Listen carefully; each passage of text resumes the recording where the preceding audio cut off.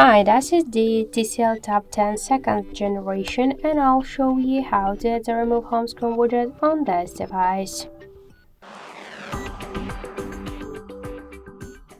So first we should hold for a while the home screen with our finger and then tap to the widgets icon.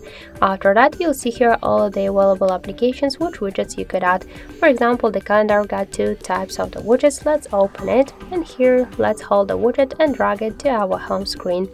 If you want to move widget here on the home screen or between the screens, you should just hold and drag it. To resize it, you should hold it for a while, and after that you could make it bigger or smaller. And to remove it from your home screen, hold it and drag it to remove icon. So that's it. Thank you for watching, and if you like this video, leave thumbs up and subscribe.